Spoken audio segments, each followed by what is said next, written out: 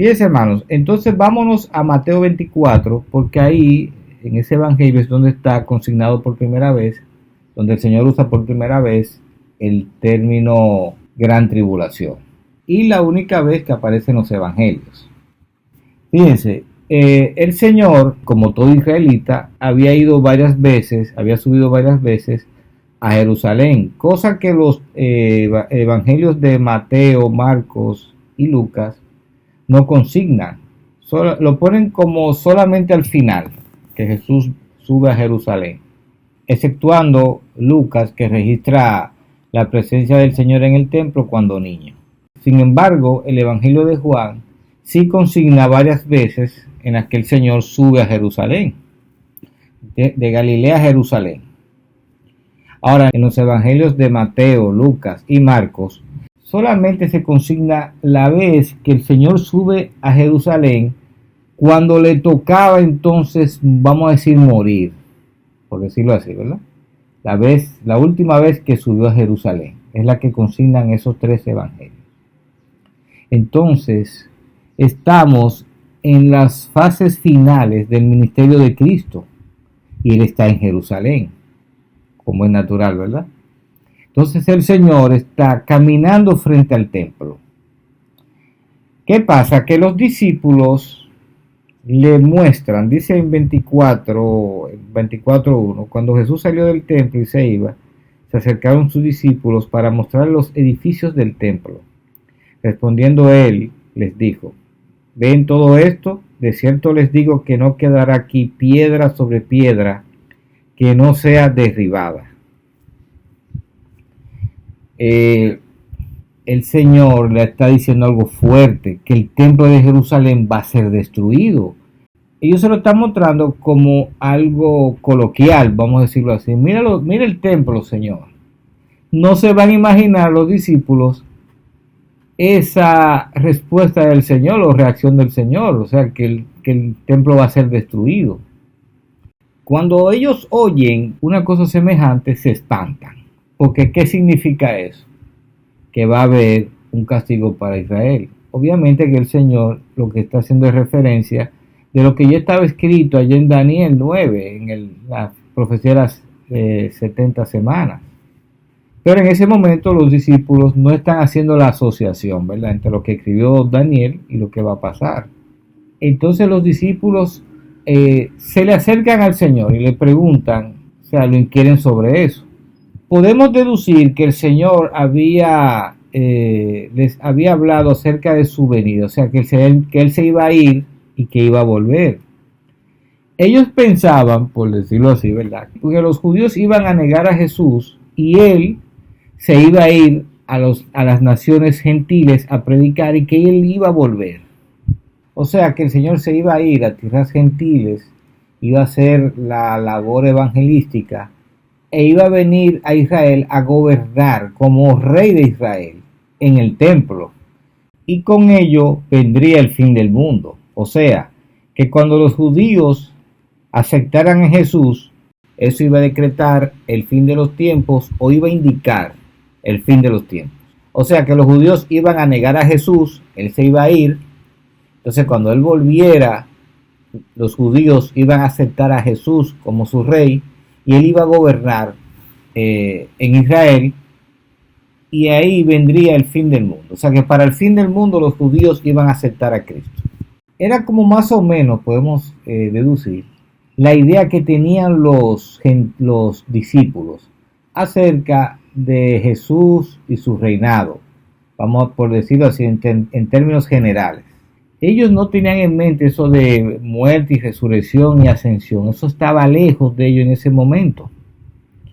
Entonces, parece, y podemos deducirlo, que el Señor anteriormente les había hablado sobre su partida y sobre su regreso.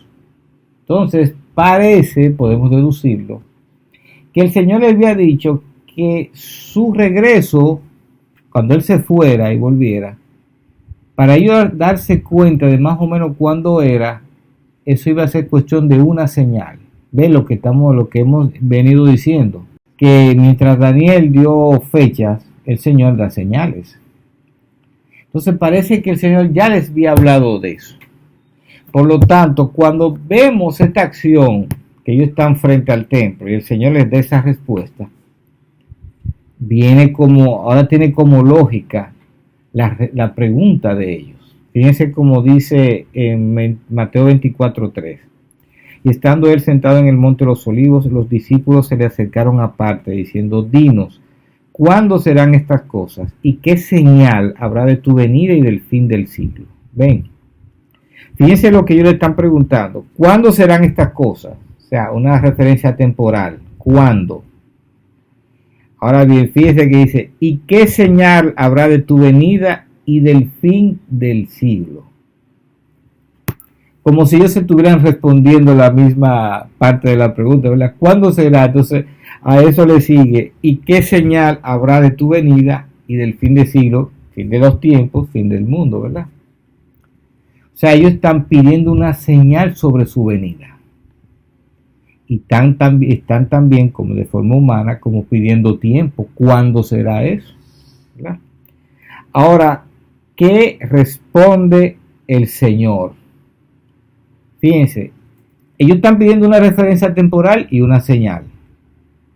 Lo normal es que el Señor les dijera cuándo eso iba a suceder y la señal que les diría que Él estaba de regreso.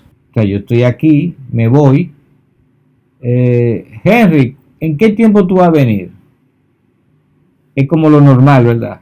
Pero fíjese la pregunta: ¿en qué tiempo tú vas a venir? ¿Y qué señal habrá de que tú vas a venir? Parece como contradictorio, ¿verdad? Entonces, ¿cuál es mi respuesta? Bueno, yo voy a venir o dentro de 2 semanas, o si no doy referencia temporal, ¿qué yo voy a decir? Bueno, cuando suceda tal cosa. O sea, ustedes me piden una referencia temporal y yo se la doy, o si no se la doy, ustedes me piden una señal. Entonces yo tendría que darle la señal, ¿verdad? De cuándo, o sea, de mi regreso. Así aquí en el pasaje, o sea, ellos le piden una referencia temporal, ¿cuándo será esto? Y también le piden una señal, ¿y cuál será la señal de tu venida y del fin del siglo? ¿Y qué responde el Señor? Primeramente, el Señor ignora la parte inicial de la pregunta, porque ellos le piden una referencia temporal, ¿cuándo serán estas cosas? Y ahora sabemos por qué, ahora entendemos, ¿verdad? Por qué es que el Señor ignora esa parte. Porque el Señor no está dando referencias temporales o referencia temporal para su venida. Por eso es que vemos que Él ignora esa primera parte de la pregunta, relacionada con una referencia temporal. Y entonces la pregunta, el Señor comienza su respuesta dando un conjunto de señales. O sea, si Él ignora la parte temporal de cuándo vendrá, lo lógico es que él dijera la señal a continuación, ¿verdad? Porque eso fue lo que se le pidió, una señal, pero no. Él ignora la parte temporal del tiempo de cuándo será y procede a dar un conjunto de sucesos o de señales previo a decirle cuál es la señal de su venida. Entonces, es lo que nosotros leemos a partir de Mateo 24:4, donde el Señor comienza a dar una serie de eventos que van a suceder previo a su venida. Fíjense, Él no está hablando de la señal específica que le pidieron, sino de un conjunto de señales. Algo raro, porque esa respuesta como que improcedente, porque fue una señal que te pedimos, Señor. No, Él comienza a dar un grupo de señales. ¿Ven? A partir de 24:4, respondiendo Jesús le dijo: que miren que nadie los engañe, porque vendrán muchos en mi nombre diciendo yo soy el Cristo, y a muchos engañarán.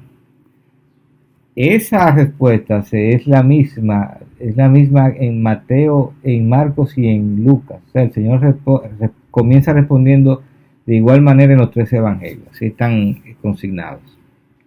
Entonces, fíjese algo, Él está dando muchísimos eventos, algo extraño porque se le pidió un evento, una señal. Entonces, fíjese que en su respuesta el Señor está dando un conjunto de señales o de eventos que envuelven tanto a la iglesia, al pueblo de Israel, como al mundo en sentido general. O sea, los que están en la iglesia, al pueblo de Israel y el tratamiento especial que el Señor tiene con ese pueblo, y entonces a las personas que están fuera del evangelio, la gente del mundo. Y fíjense que en el 24-21 dice: porque habrá entonces gran tribulación, cual no la ha habido desde el principio del mundo hasta ahora, ni la habrá. O sea, ven, ese conjunto de señales, el mismo Señor en texto y contexto le está diciendo que es la gran tribulación. Él la está anunciando, le está dando nombre. Dice, gran tribulación, se lo voy a repetir, fíjese. Porque habrá entonces gran tribulación, cual no la ha habido desde el principio del mundo hasta ahora, ni la habrá. O sea, previo a su venida habrá un conjunto de sucesos o señales a los cuales él llama gran tribulación, que no la va a haber nunca más, ni la habrá previo a su venida. O sea, que la gran tribulación es única, hay una sola gran tribulación, porque el mismo Señor acaba de decir que no va a suceder algo así, obviamente porque esa gran tribulación decreta el fin del mundo, es decir, su venida. Por eso no va a haber otra gran tribulación. O sea, hay una sola gran tribulación, un solo momento en la historia donde va a suceder ese conjunto de eventos negativos para la humanidad que van a envolver tanto a la iglesia, al pueblo de Israel, como a la humanidad en sentido general. Lamentablemente los hermanitos pentecostales dicen que después que ocurre el arrebatamiento va a haber una gran tribulación, pero el Señor acaba de decir aquí que no la va a haber, no va a haber otra mayor que esa antes de su venida. Ven, o sea, este conjunto de señales o de eventos que el Señor menciona desde aquellos tiempos hasta que Él venga, o sea, hasta el fin del mundo, y que decretan el fin del mundo, ese conjunto de señales, de eventos negativos, no se va a repetir algo así. Eso es lo máximo. Y eso es lo que él llama gran tribulación. Esa es la gran tribulación que el Señor menciona, que le pone nombre. Y fíjense, hermanos, que en cuanto a la gran tribulación, es decir, a ese conjunto de eventos o señales, vamos a decir que podemos establecer, desde cierto punto de vista, que el primer evento de ese conjunto viene siendo la destrucción del templo, por decirlo así, ¿verdad? Ahora, fíjense algo, el final de la gran tribulación es interesante, porque dice en Mateo 24-22, y en un versículo muy famoso: y si aquellos días no fuesen acortados, nadie sería salvo. Mas por causa de los escogidos, aquellos días serán acortados.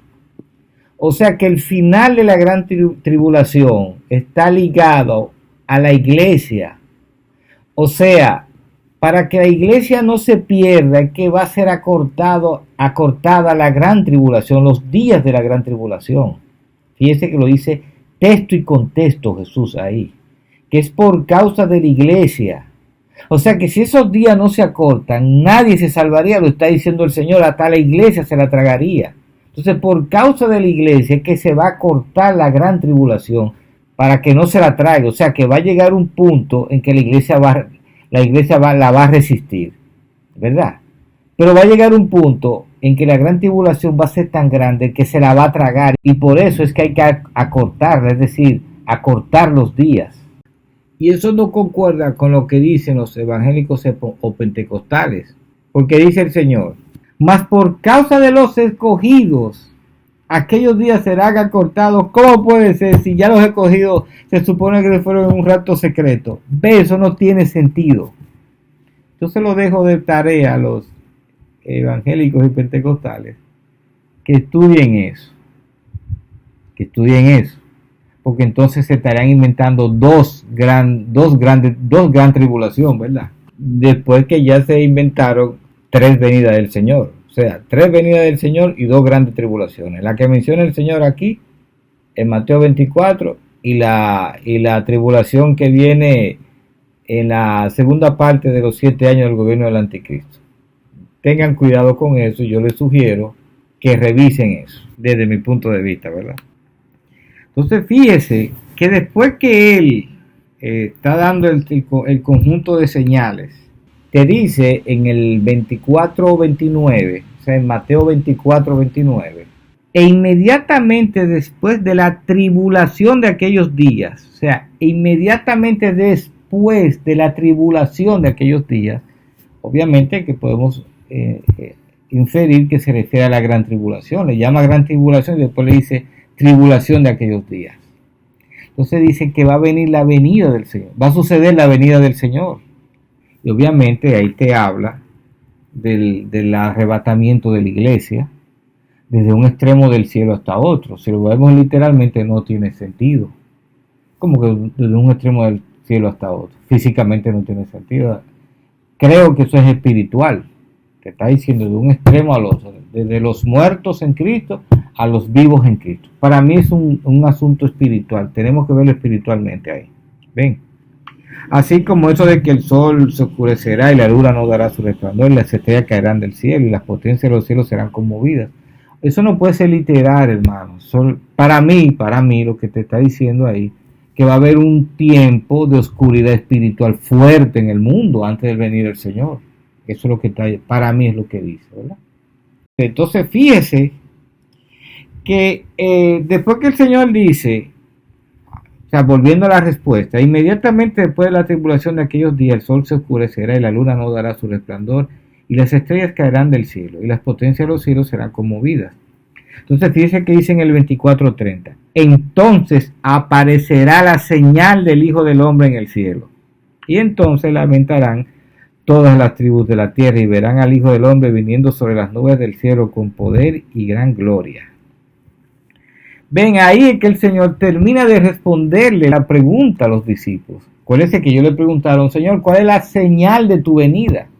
Entonces él da un conjunto de señales y después que dice en el 24:30, entonces aparecerá la señal del Hijo de Dios, del Hijo del Hombre. Pero entonces, en cuanto a la referencia temporal, recuérdense que la pregunta tiene una parte temporal, una referencia temporal. Señor, ¿cuándo sucederán estas cosas y qué señal habrá de tu venida? Entonces, él acaba de dar en el Mateo 24:30 que dice que aparecerá la señal, o sea, la respuesta sobre la señal. Él no especifica cuál será ese evento. Desde mi punto de vista, para mí es la resurrección de los muertos, porque es el evento que define el final del Evangelio. Es la base del Evangelio, la resurrección de los muertos, obviamente, ¿verdad? Ese es mi punto de vista en cuanto a la señal del Hijo del Hombre. Ahora fíjense entonces que en Mateo 24:36, él responde acerca de la referencia temporal, que es la primera parte de la pregunta. Y fíjese que dice, pero del día y la hora nadie sabe, ni aun los ángeles de los cielos, sino solo mi Padre. Vamos a dejar hasta ahí esa partecita, porque se puede extraer mucho. Pero lo que el Señor está recalcando es, o nos está diciendo, lo que veníamos diciendo, no tengas referencias temporales acerca de la venida del Señor, o sea, no te pongas a calcular ni a preguntarte cuándo vendrá. Fíjense que el Señor lo especifica ahí, que el día ni la hora nadie lo sabrá. Ven, ahí él responde la primera parte de la pregunta, que increíblemente al sol de hoy hay gente que no entiende ese pedacito ahí y están calculando la venida del Señor, ya usted sabe. Entonces fíjense cómo el Señor responde eso. Mira, el día ni la hora nadie lo sabrá. Entonces, como en el Mateo 24:36, el Señor termina ya de darle la respuesta a la interrogante o a la inquietud o a la pregunta de los discípulos. O sea que en sentido general, ¿qué es la gran tribulación? Es un conjunto de eventos negativos que van a tocar a la iglesia, obviamente, se lo está diciendo ahí, van a tocar al pueblo de Israel y van a tocar a la humanidad en sentido general. Es como un aviso para que la humanidad que le toque vivir en ese momento esté apercibida, porque la humanidad del fin del mundo. Cuando vean todos estos eventos, estamos en la gran tribulación. ¿Qué te está diciendo eso? Bueno, que ahí viene el Señor. Entendiendo, hermanos, este grupo de eventos o señales que se define como gran tribulación, vamos a decir mirándola en el tiempo y haciendo énfasis en el futuro, lejano incluso, a partir del momento en el que el Señor las establece o establece este grupo de señales que él mismo llama gran tribulación. O sea, recuérdense, vamos a hacer un estudio aparte de esto, ¿verdad? Estoy dando pinceladas. O sea que a partir de que el Señor las dice, vamos a decir que comienza con la destrucción del templo en el año 70, abarca prácticamente toda la historia, pero se establece como tal en los últimos tiempos. Y toca básicamente es al mundo, aunque sí también engloba a la iglesia, el pueblo de Israel. Pero la gran tribulación viene por causa del mundo, por el pecado en el que está el mundo. Acuérdense que el pecado del hombre, en cuanto a la iglesia, el Señor pagó el precio, la liberó, por decirlo así. Ahora, va a sufrir la iglesia los embates de los eventos que definen la gran tribulación. Pero entendamos que es desde el momento en el que el Señor la estableció hace alrededor de 2000 años, como tal, la gran tribulación se establece es al final de los tiempos, aunque van a haber eventos que inclusive desde aquel tiempo que van a pertenecer a la gran tribulación porque él lo establece, como es la destrucción del templo, las persecuciones a la iglesia en aquellos momentos y la cautividad judía que comienza entre el año 70 y el 133, 135 y que termina en el 48, casi 2000 años. Ahora bien, lo que son los eventos como tales, los eventos que definen la gran tribulación como tales, vienen es al final de los tiempos y decretan la venida del Señor. O sea que tú no puedes ver en toda la historia, este es el momento de la gran tribulación. ¿Por qué? Porque ahí tenía que venir el Señor. Por ejemplo, si en estos días que estamos viendo todas estas señales, la estamos viviendo, ¿verdad? Y el Señor no viene, entonces este no era el momento de la gran tribulación por muchas señales que estuvieran pasando. O sea, lo que define el momento de la gran tribulación es la venida de Jesús. Por eso los primeros cristianos creían que aquellos momentos de persecución, que el Señor iba a venir. Como no vino, eso te dice que no era aquel momento, el momento preciso de la gran tribulación. Eso hay que entenderlo, hermanos, lo que es la gran tribulación y cómo la ubicamos en el tiempo.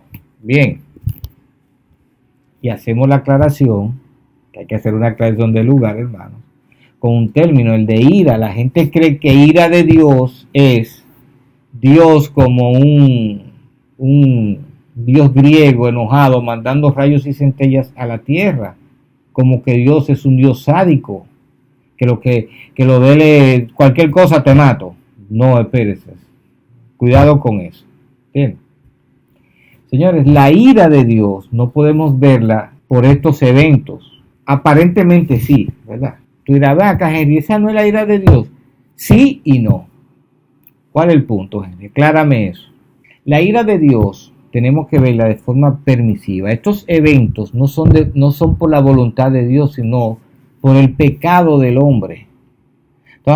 Entonces, cuando se dice ira de Dios, es porque Dios permite esos eventos. ¿Por qué? Porque hay una ley de retribución. Por cuanto todos pecaron, todos están destituidos de la gloria de Dios. Y la paga del pecado es muerte. O sea, cuando el hombre peca, cuando usted y yo pecamos, hay una retribución, es una ley. ¿Ven? Entonces Dios tiene que permitir eso. Dios no puede a un pecador como usted y yo que pequemos. No, él pecó y lo perdono. No pasa nada. No, hay una ley. Está hablando en sentido general, obviamente. De lo cual están exentos los cristianos porque el Señor pagó el precio de esa ley que pesaba sobre nosotros. ¿Ve? O sea, en sentido general, los eventos que vemos como ira de Dios son eventos que vienen por la voluntad permisiva de Dios, que Él lo permite. pudiéndolo evitar, pero él tiene que permitirlos, como pago al pecado, o sea, como retribución al pecado del hombre. No es que Dios está mandando rayo y centella como si fuera un Dios sádico, que es como el concepto que tienen mucha gente. Entonces, ¿qué se llama la ira de Dios o el gran día de la ira? Miren, eso hay que entenderlo. Yo sé que eso es cosa de un estudio, ¿verdad? Aparte, estoy hablando, generalizando, resumiendo.